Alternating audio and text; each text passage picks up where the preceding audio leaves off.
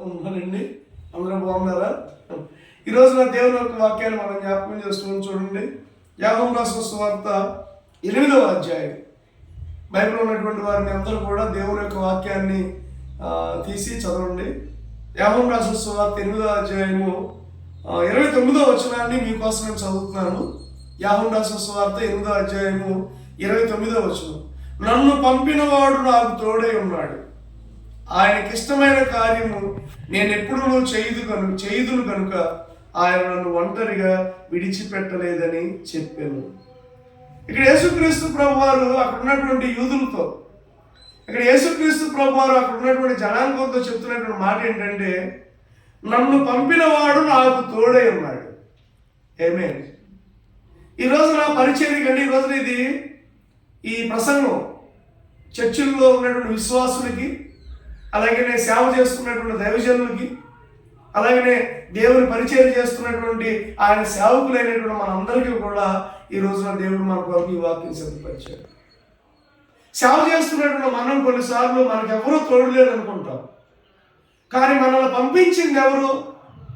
Who chosen me as a saviour, as a servant of God, who chosen you as a servant of God. ఈ రోజున మీరు అందరూ ఆయన సేవకులై ఉన్నారు, ఆయన పరిచయం చేస్తున్నారు. కానీ మిమ్మల్ని పంపించిన వాడు ఎవరు? మీరు ఒక ప్రాంతానికి వెళ్ళారు, అక్కడ చాలా నష్టం కలుగుతుంది. మీరు ఒక దేశానికి వెళ్ళారు, లేదా మీరు ఒక ప్రాంతానికి సువార్త చేయడానికి వెళ్ళారు, కానీ అక్కడ చాలా కష్టాలు, నష్టాలు, ఎన్నో ఆర్థికపరమైన ఒత్తిళ్లు ఎదురవుతున్నాయి. అటువంటి సమయంలో మనం చాలా కృంగిపోతాం. ఏం చేయాలో we doesn't know how to what we should we do. మనం ఆ సమయంలో ఏం చేయాలో మనకు తెలియదు. కానీ దేవుని వాక్యం ఏం చెప్తుందంటే, నన్ను పంపినవాడు నాకు తోడే ఉన్నాడు, నన్ను పంపినవాడు నాకు తోడే ఉన్నాడు. అంటే ఏ పని కోసం అయితే నేను ఈ లోకానికి వచ్చానో, ఏ పని కోసం అయితే తండ్రి అయిన దేవుడు నన్ను ఇక్కడ పంపించాడో, హీ వాస్ విత్ మీ. దేవుడు నాకు తోడే ఉన్నాడు, దేవుడు నాకు తోడే ఉన్నాడు. నిజంగా ఈ రోజున దేవుడు నీకు తోడే ఉన్నాడు. కాబట్టి కృంగిపోయినటువంటి నిన్ను, నలిగిపోయినటువంటి నీ జీవితాన్ని, ఏ సారిపోయినటువంటి మన బ్రతుకుని దేవుడు ఈ రోజున ఈ రీతిగా నడిపిస్తున్నాడండి. Because god is with us. దేవుడు మనకు తోడే ఉన్నాడు. నమ్ముతున్నావా?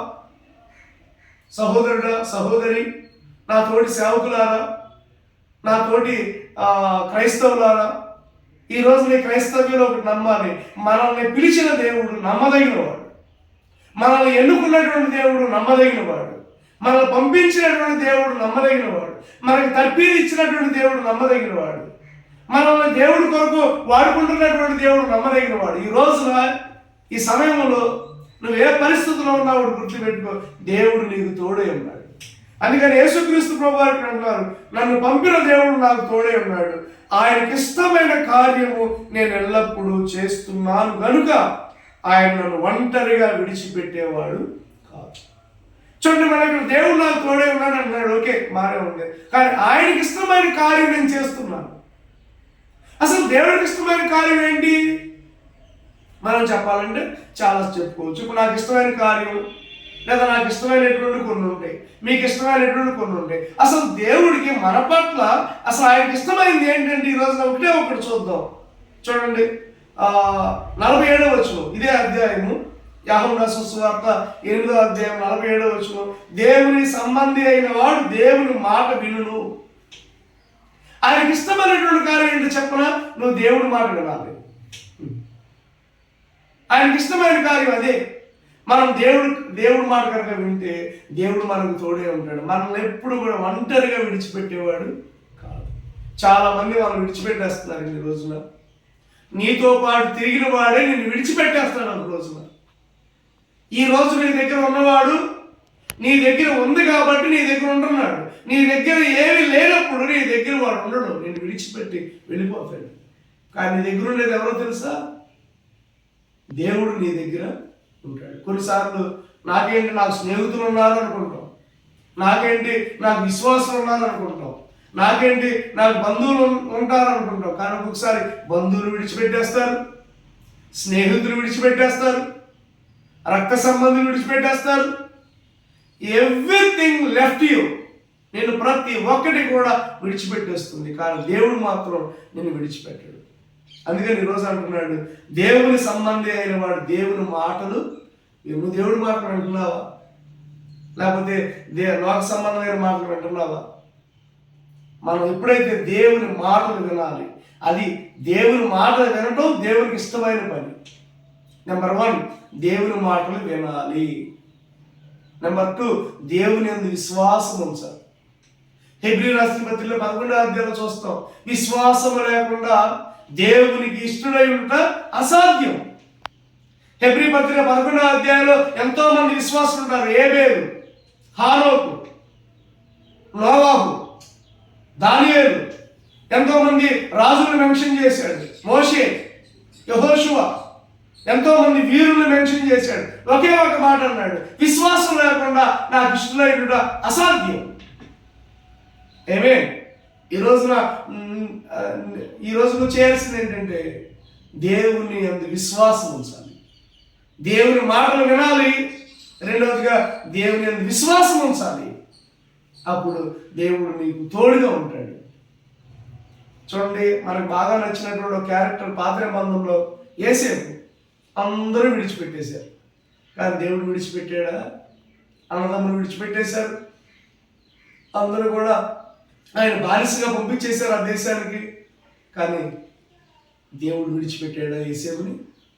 దేవుడు యోసేపుకి తోడే ఉన్నాడు కనుక యోసేపు వెళ్ళిన ప్రతి స్థలంలో కూడా యోసేపుని వర్ధిల్లింపజేస్తూ, దీవిస్తూ, ఆశీర్వదిస్తూ యోసేపుని ఒక ఉన్నతమైన స్థలంలో యోసేపుని ఉంచాడు. స్తోత్రం. అలాగనే నీ దేవుడు నమ్మదగినవాడు, నా దేవుడు నమ్మదగినవాడు, యేసుక్రీస్తు ప్రభువారు నమ్మదగినవాడు.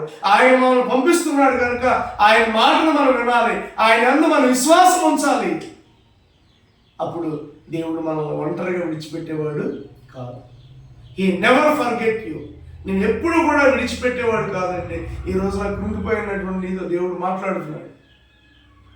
నువ్వు ఏ స్థితిలో ఒంటరిగా ఉన్నావు ఈ రోజున, ఒకవేళ నువ్వు ఈ రోజున ఒంటరిగా కనుక ఉంటే వాడు గుర్తుపెట్టుకున్నావు, ఒంటరి వాడు కాదు, దేవుడు నీకు తోడే ఉన్నాడు. అందుకని దావీదు అంటాడు కీర్తనలో, దేవుడు నాకు తోడే ఉన్నాడు కనుక నేను ఒంటరిగా ఉన్నాను, నీవే నన్ను సురక్షితంగా రక్షించి కాపాడువాడు అన్నాడు. నిజమే, కొన్నిసార్లు మనం ఒంటరిగా గడపాలి, కానీ ఆ సమయంలో దేవుడు మనకి తోడే ఉన్నాడు. ఎందుకంటే మనల్ని కోరుకున్నవాడు ఆయన, మనల్ని నడిపించిన వాడు ఆయన, మనల్ని ప్రేమిస్తున్నటువంటి వాడు ఆయన. ఆయన గొప్ప నామాన్ని బట్టి మనం ఇప్పుడు దేవుడికి కృతజ్ఞతాస్తుతులు చెల్లించాలి. అందుకని ఈ రోజున యేసు ప్రభు చెప్తున్న మాట ఏంటంటే, దేవుని సంబంధి అయిన వాడు ఈ పనులు చేస్తాడు. నీవు దేవుడి సంబంధివేనా? అయితే ఈ పనులు చేయి, దేవుడు నీకు తోడుగా ఉంటాడు. అట్టి ప్రభు దేవుడు మనకు తోడు ఉండి నడిపించుగాక. ఆమేన్. God bless.